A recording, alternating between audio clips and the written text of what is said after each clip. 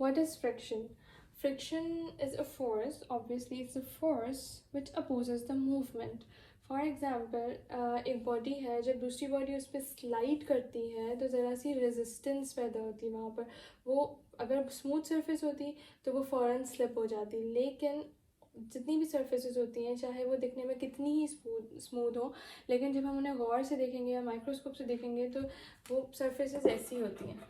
तो जब कोई दूसरी सरफेस इस पे आएगी ना तो ये इसके अंदर, दूसरी सरफेस भी रफ़ी होगी तो ये एक दूसरे के अंदर लॉज हो जाएंगे.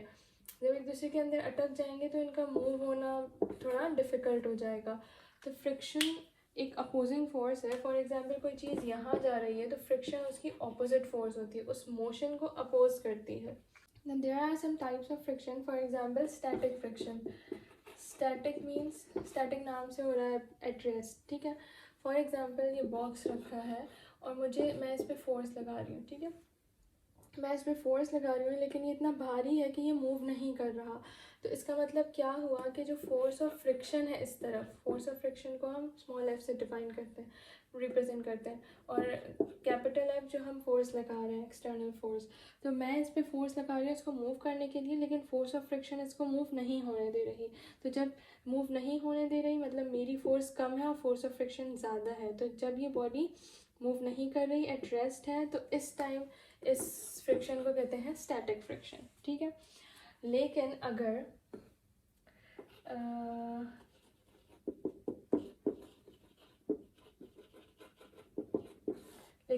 फॉर एग्जांपल मैंने फोर्स लगाई और ये बॉडी और ये बॉक्स मूव कर रहा है, ठीक है ना, स्लो स्लो मूव कर रहा है, इसको हम कहते हैं, तब भी फोर्स ऑफ फ्रिक्शन तो है ना, फोर्स ऑफ फ्रिक्शन तो लग रही है.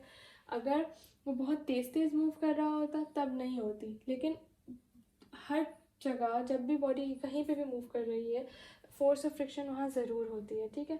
तो इसका मतलब आप ये देखें कि ये बॉक्स, अभी समझें कि बॉक्स मूव कर रहा है लेकिन फिर भी इसमें फोर्स ऑफ फ्रिक्शन है जो कि उसको मतलब अपोज कर रही है, रेजिस्ट कर रही है.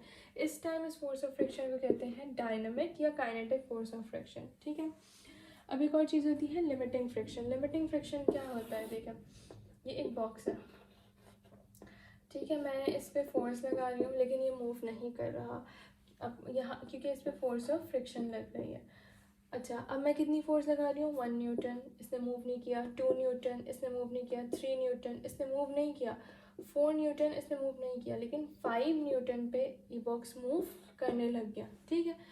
अच्छा, क्योंकि 5 न्यूटन फोर्स ऑफ फ्रिक्शन थी, जब उसने उसको अपोज किया तो फिर वो मूव करने लग गया. तो लिमिटिंग फ्रिक्शन क्या होती है, जिस फोर्स पर वो मूव करे उससे एक नंबर पहले, 4 हमारे पास क्या होगी, लिमिटिंग फ्रिक्शन. लिमिटिंग फ्रिक्शन वो फ्रिक्शन है, अब 4 पे उस बॉक्स ने मूव नहीं किया है लेकिन ये इसकी मैक्सिमम वो हो गई, मैक्सिमम फोर्स ऑफ फ्रिक्शन हो गई कि बस अब यहाँ तक, इससे ज़्यादा ज़रा सी भी फोर्स लगी तो बॉक्स मूव करने लग जाएगा, ठीक है. 1 2 3 लिमिटिंग फ्रिक्शन नहीं है क्योंकि 1 के बाद 2 पे भी वो मूव नहीं करेगा, 3 पे भी मूव नहीं करेगा. 4 एक मैक्सिमम फोर्स है जिस पे अगर हम 4 एक लिमिट है कि अगर हम इससे ज़्यादा फोर्स लगाएंगे तो वो मूव करना शुरू हो जाएगा. तो ये जो लिमिट है ना इसकी, इसे कहते हैं हम लिमिटिंग फ्रिक्शन. और भी बहुत सारे टाइप्स हैं. Rolling friction.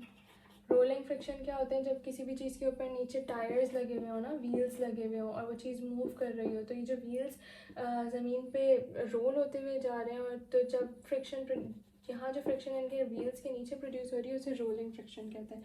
Sliding friction. Sliding friction for example ये इंक्लाइन प्लेन है, इस पे ये बॉक्स स्लाइड होता हुआ नीचे जा रहा है, ठीक है, ये स्लाइड होता हुआ ही नीचे जा रहा है. जब ये स्लाइड हो रहा है नीचे तब जो फ्रिक्शन प्रोड्यूस हो रही है ऑपोजिट डायरेक्शन में उसे कहते हैं स्लाइडिंग फ्रिक्शन. एक होता है फ्लूइड फ्रिक्शन. फ्लूइड फ्रिक्शन नाम से पता चल रहा है पानी के अंदर या किसी भी लिक्विड चीज़ के अंदर. फॉर एग्जांपल ये पानी है, इसके अंदर जब हम पत्थर डालते हैं, पत्थर फेंकते हैं, पहले तो वो बहुत स्पीड से जा रहा होता है, फिर वो उसकी स्पीड कम हो जाती है, स्लो हो जाती है, क्योंकि उसके ऊपर force of friction opposite direction में लग रही होती है जो कि उसको नीचे जाने से रोक रही होती है. तो फ्लूइड फ्रिक्शन भी हर लिक्विड चीज़ में होता है, भले वो कितना ही विस्कस हो, कितना ही कम विस्कस हो, हर जगह फ्लूइड फ्रिक्शन भी प्रेजेंट होता है.